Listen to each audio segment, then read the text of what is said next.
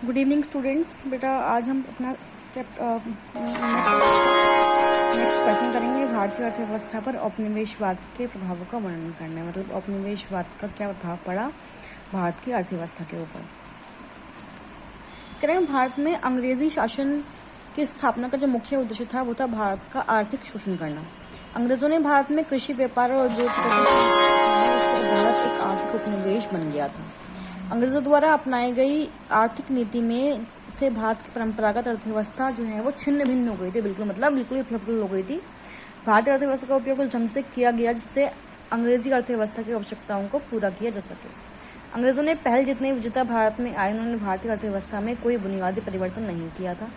भारतीय अर्थव्यवस्था मुख्य रूप से आत्मनिर्भर ग्रामीण अर्थव्यवस्था ही बनी रही थी, लेकिन अंग्रेज हमेशा विदेशी बने रहे और भारतीय संसाधनों का इस्तेमाल करते रहे और भारतीय समृद्धि को नजराने के रूप में ले जाते रहे। 200 वर्षों के अंग्रेजी शासन के परिणाम स्वरूप भारत के आर्थिक विकास के सभी रास्ते बंद हो गए और नई उभरने वाली शक्तियों को उभरने का मौका नहीं मिल पाया। तो अंग्रेजी आर्थिक नीतियों के कुछ प्रभाव भारत के ऊपर पड़े, वो कौन से प्रभाव थे वो हमको देखते हैं करके। पहला है भारतीय हस्तशिल्प उद्योग का प्रभाव के ब्रिटिश नीतियों के परिणाम स्वरूप भारत के नगरीय हस्तशिल्प उद्योग बहुत तेजी से समाप्त हो गए थे। अंग्रेजी आर्थिक नीतियों से भारतीय हस्तशिल्प पर बहुत सारे प्रभाव पड़े। पहला था औद्योगिकरण की अनौद्योगिकरण, मतलब डी इंडस्ट्रियलाइजेशन जिसको हम कहते हैं। तो 1800 ईस्वी तक भारतीय उद्योग धंधे विश्व के सर्वाधिक विकसित थे, क्योंकि अभी उद्योग केवल कुटीर उद्योग थे। लेकिन इसके बाद आश्चर्यजनक रूप से हथकरघा उद्योग, मतलब जो पहले लोग हाथ से काम करते थे, वो बिल्कुल ही समाप्त हो गए थे। उन्होंने मशीनें आ गई थी, मशीनें आने के बाद सारा काम मशीनों से होते थे, हाथ से करने वाले काम जो है वो खत्म हो चुके थे। ठीक है जी। लॉर्ड विलियम बेंटिक की सरकार ने 1834 में कहा था कि इस दूसरे का व्यापार के इतिहास में जोड़ नहीं है। भारतीय बनकरों की हड्डियों भारत के मैदानों में बिखरी पड़ी हैं। ठीक है भाई, मतलब उन्होंने जो हाथ से काम करने वाले लोग थे उनको बिल्कुल ही अलग कर दिया था। फिर था पुराने उद्योग नगर को जोड़ना, जो उद्योग नगर थे पुराने वो बिल्कुल ही समाप्त हो गए। तो उनकी जगह पर अंग्रेजों ने नए साम्राज्य स्थापित किया, अंग्रेजों ने नए शहर स्थापित किए जहाँ पर उद्योग हुआ करता था। भूमि पर बढ़ता बोझ कि जो शिल्प उद्योग के उजड़ जाने से बहुत से बुनकर कारीगर अपना पेट भरने के लिए मजदूरों के रूप में खेतों में काम करने लगे थे। शिल्प द्वारा कृषि व्यवसाय अपनाए जाने के कारण कृषि और उद्योग संबंधी क्षेत्रों में संतुलन बिगड़ गया। इस प्रकार औद्योगिक पतन के कारण कृषि पर निर्भर रहने की वाली जनसंख्या 1899 ईस्वी के 61% के मुकाबले में 1921 में 73% तक पहुंच चुकी थी। प्रोफेसर के दत्ता ने लिखा कि इस प्रकार हस्तशिल्प उद्योग के ह्रास ने भूमि पर लोगों का दबाव बढ़ा दिया। कृषि पर दबाव बढ़ने से बहुत सी समस्याएं जो है वो उत्पन्न हुई। कृषि का जो है पतन हो गया था। आगे देखते हैं। कारीगरों में गरीबी भुखमरी। भाई काम नहीं था, हाथ से काम करने वाले लोग पहले हुआ करते थे, अब यहाँ पर इंडस्ट्रीज बन चुकी थी।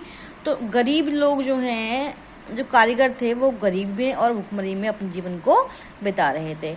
बिपिन चंद्र कहते हैं कि राष्ट्रीय नेताओं ने 1880 ईस्वी के अकाल आयोग की धारणा में सहमति व्यक्त की थी कि अकाल से उत्पन्न खतरों का एकमात्र कारण भारतीय जनता का एकमात्र कृषि पर निर्भर रहना। कि उनका ऐसा मानना था कि जो भारतीय जनता है वाले कृषि पर निर्भर है, इसलिए उनकी ये हालत है आज। फिर व्यापार का अब की अवनति की व्यापार में जो है ट्रेड्स में डेक्लिनेशन जो है वो शुरू हो गया। 1600 ईस्वी में स्थापित ब्रिटिश ईस्ट इंडिया कंपनी की स्थापना का प्रमुख उद्देश्य जो है वह भारत से व्यापार करना था। अंग्रेजों के आगमन से पहले भारत का व्यापार काफी विकसित था। भारतीय वस्तुओं की विदेश में भारी मांग भी थी।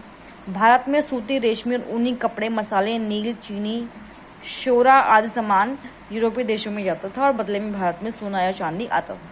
अंग्रेजों ने धीरे धीरे भारतीय व्यापार पर एकाधिकार कर लिया। अंग्रेजों ने अपनी प्रतिद्वंदी अन्य यूरोपियन कंपनी को हराकर भारत से निकाल दिया।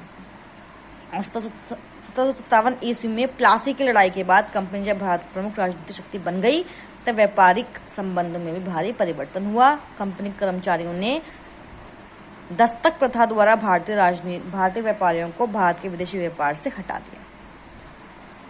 कंपनी के कर्मचारियों ने दस्तक प्रथा का दुरुपयोग किया और वे अब निजी व्यापारी भी करने लगे थे, जिससे भारतीय व्यापारियों का सम्मान जिससे भारतीय व्यापारियों का सामान जो है वो बाहर नहीं जाया करता था। फिर है पक्षपातपूर्ण आयात निर्यात नीति। डिस्क्रिमिनेशन जो है वो हुआ करता था कि भारतीय अर्थव्यवस्था को अंग्रेजी अर्थव्यवस्था की आवश्यकता को पूरा करने के उद्देश्य से अंग्रेजों ने आयात निर्यात नीति में भी भारतीयों के साथ भेदभाव किया। भारतीय माल का इंग्लैंड में प्रवेश रोकने के लिए उस पर 70 से 80% तक चुंगियां लगाई गई, जबकि इंग्लैंड के माल पर भारत में कोई चुंगी नहीं लगाई गई। 1900 सदी के प्रथम दशक के बाद भारत से इंग्लैंड के उद्योगों में काम आने वाली कच्चा माल रुई, पटसन, नील, चमड़ा, शोरा आदि का निर्यात किया जाने लगा, जबकि इंग्लैंड से भारत में सूती और ऊनी कपड़े और मशीनों के पुर्जे आदि मंगवाए गए। रजनी पाम दत्त ने बताया कि 1814 से 35 तक इंग्लैंड में बने सूती कपड़े की भारत में खपत 10 लाख गज से बढ़कर 5 करोड़ 10 लाख गज से अधिक हो गई, और इसी अवधि में ब्रिटेन के बाजार में जाने वाले सूती कपड़े के कट पीसों की संख्या 12,50,000 से घटकर 3,06,000 टन हो गई थी। 1844 तक महज 63,000 टन ही रह गई। इससे पता लगा कि इंग्लैंड के कारखानों का तैयार माल का आयात बढ़ रहा था और भारतीय सामान का निर्यात घट रहा था। इस प्रकार पक्षपातपूर्ण आयात निर्यात से भारत का आर्थिक जो है वो कमी आने लगी। फिर हुआ कृषि पर प्रभाव, कि जो कृषि पर प्रभाव था इसमें क्या हुआ, कृषि भारत के सामाजिक आर्थिक व्यवस्था का प्रमुख आधार थी। भी भारत के लोग जो कृषि करना जानते थे। ब्रिटिश शासकों के काल में भी गांव का किसान जमीन पर का मालिक था। अंग्रेजों के आने से पहले किसान उपज का एक निश्चित भाग सरकार को दिया करते थे। गांव के लोगों की आवश्यकताओं से संबंधित लगभग सभी प्रकार के व्यवसायों से संबंधित लोग गांव में रहते थे। इस प्रकार गांव के लोगों का सभी आवश्यक वस्तुएं गांव में ही मिल जाती थी। दूसरी तरफ विभिन्न व्यवसायियों को अनाज का भाग मिल जाता था। इसी प्रकार ग्रामीण अर्थव्यवस्था आत्मनिर्भर थी। लेकिन अंग्रेज शासकों ने भारत की आत्मनिर्भर ग्रामीण अर्थव्यवस्था को छिन्न भिन्न कर दिया और भारतीय ढांचे को तोड़कर इसे औपनिवेशिक आवश्यकताओं की पूर्ति का साधन बना दिया।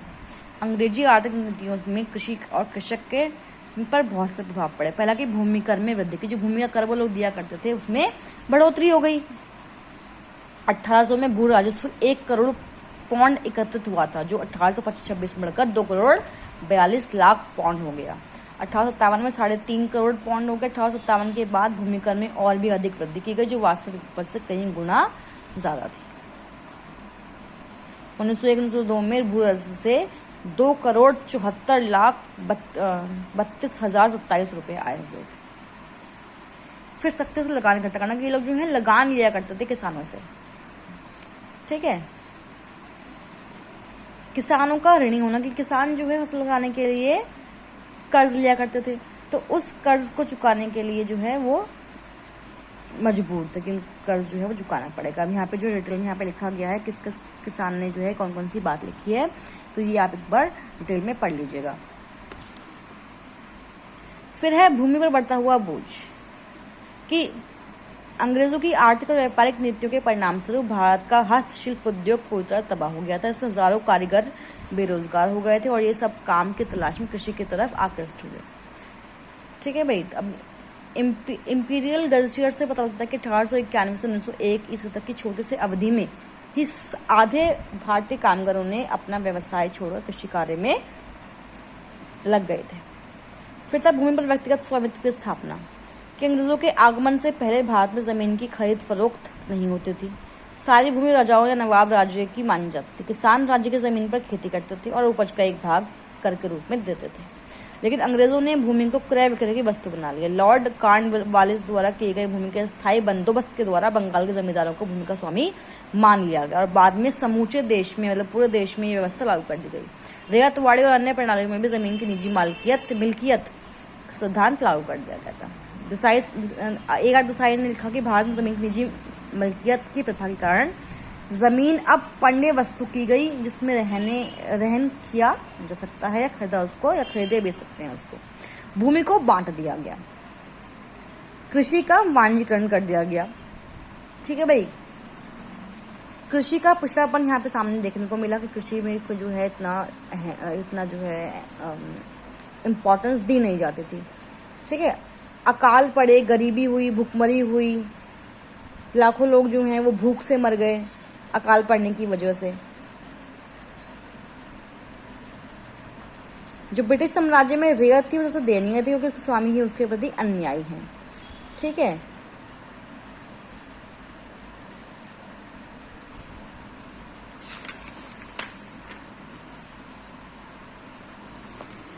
आगे कह रहे हैं, आगे आपको ये वर्ष एक टेबल दिखाई दे रही है, ये वर्ष है, ये क्षेत्र है, यहाँ पे मरने वालों को संख्या कितने, किस वर्ष में किस क्षेत्र में कितने लोग जो हैं वो मारे गए थे।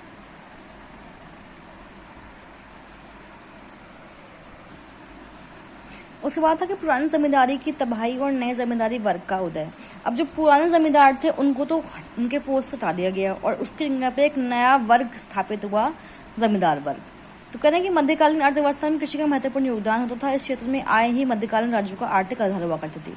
ब्रिटिश शासन की स्थापना तक कृषि क्षेत्र में ही मुख्य आय का स्रोत था। अतः ब्रिटिश शासन की स्थापना के बाद कृषि क्षेत्र ही राज्य की आय का मुख्य स्रोत था। अंग्रेजों ने 3 दशकों तक विभिन्न प्रयोगों द्वारा राज्य के निरंतर आय के स्रोत को स्थापित करने का प्रयास किया। इन प्रयासों से बंगाल में स्थायी बंदोबस्त, मद्रास में रैयतबाड़ी और दिल्ली के आसपास के क्षेत्रों में महालवाड़ जैसी व्यवस्थाएं विकसित हो गई थी। सुनिश्चित व्यवस्था स्थापित करने की इस प्रक्रिया के परिणाम स्वरूप भारत में विभिन्न सामाजिक और आर्थिक परिवर्तन हुए थे। इन परिवर्तनों में सबसे पुराना जमींदार का विनाश हुआ। भारतीय सामंतवाद के अनुसार पुराने जमींदार भू राजस्व पर अधिकार रखते थे, जबकि बंगाल में स्थायी बंदोबस्त के अनुसार जमींदारों को भूमि का मालिक भी बना दिया जाता था। ऐसे ही जमींदार और उनके अधीन अन्य मध्यस्थों का बड़ा वर्ग किसानों के शोषण के लिए तैयार हो गया था।